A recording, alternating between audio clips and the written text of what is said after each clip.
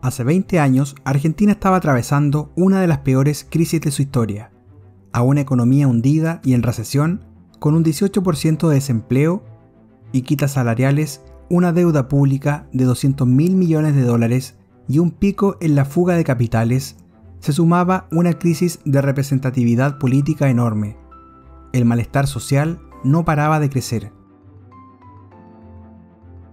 En medio de esta situación crítica, el presidente Fernando de la Rúa y el ministro de Economía Domingo Cavallo implementaron por decreto el famoso corralito bancario, que tendría consecuencias catastróficas, provocando una gran crisis económica y social que hasta el día de hoy deja cicatrices imborrables en la sociedad argentina. En este video conoceremos más detalles del corralito, la peor crisis económica y social de Argentina.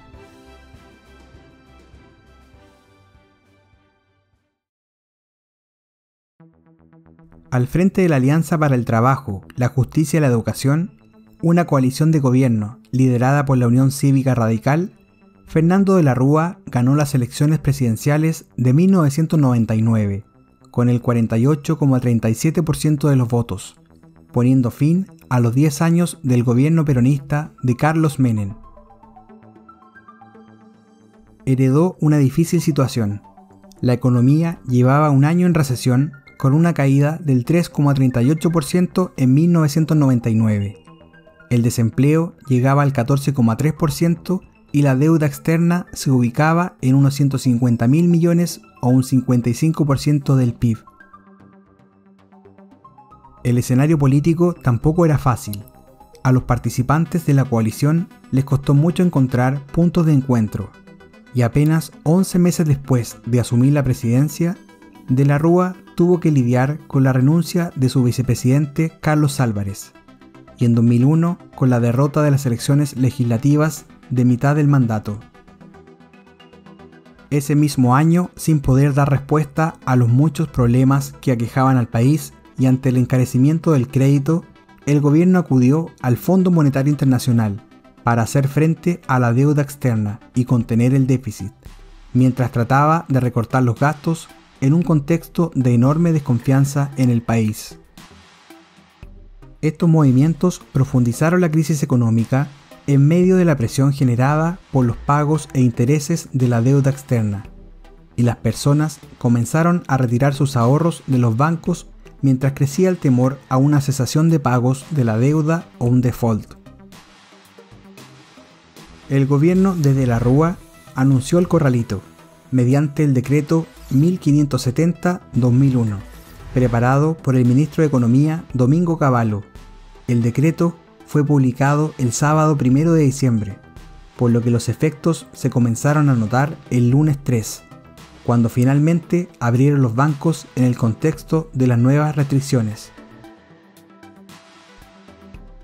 En su artículo número 2, el decreto permitía a los ahorristas retirar hasta 250 pesos o 250 dólares a la semana de sus cuentas abiertas en bancos y otras entidades financieras, y limitaba también los giros al extranjero.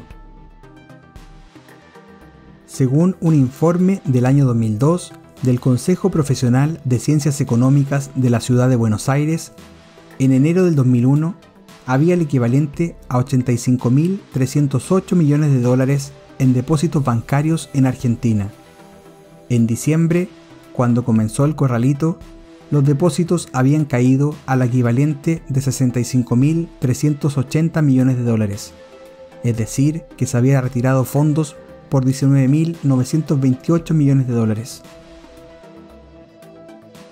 Diferentes sectores de la sociedad argentina marcharon para protestar contra la administración. Los sindicatos llamaron a la huelga y se registraron saqueos en todo el país. El estallido llegó al máximo el 19 de diciembre y el gobierno tomó una decisión más drástica. Han ocurrido en el país hechos de violencia que ponen en peligro a personas y a bienes y crean un cuadro de conmoción interior. Quiero informarles que he decretado el estado de sitio en todo el territorio nacional, dijo de la Rúa ese día. El presidente, ya sin apoyo político y en medio del caos, renunció un día después. Salió de la Casa Rosada en helicóptero, mientras en tierra decenas de miles protestaban y se enfrentaban con la policía, en una imagen que sigue generando escalofríos en los argentinos.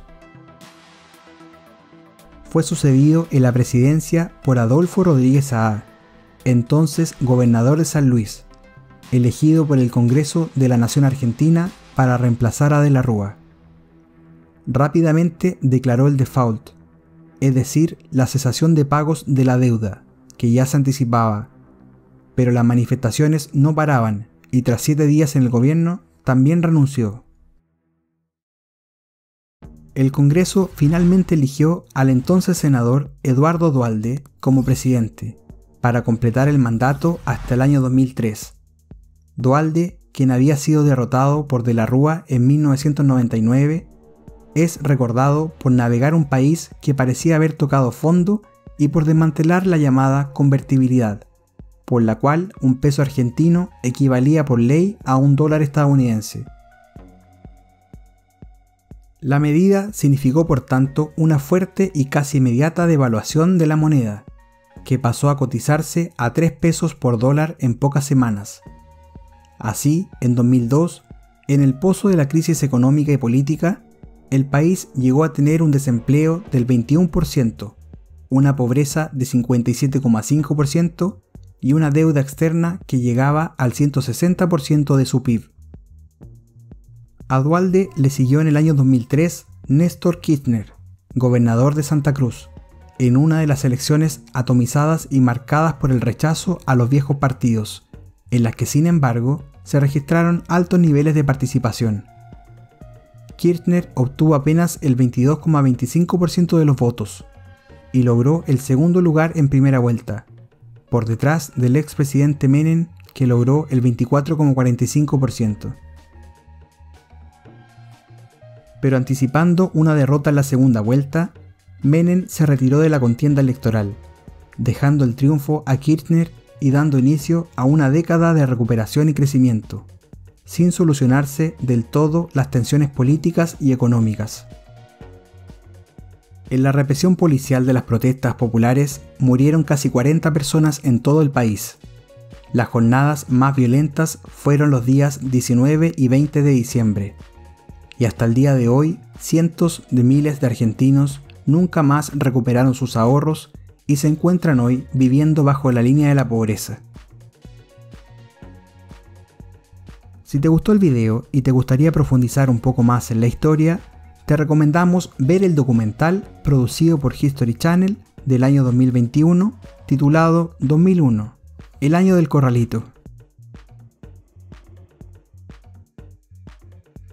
Y si ya llegaste hasta aquí, no olvides darle un me gusta al video, dejar tus comentarios más abajo y suscribirte al canal para ayudarnos a seguir creciendo y poder contar las historias más curiosas que vale la pena recordar.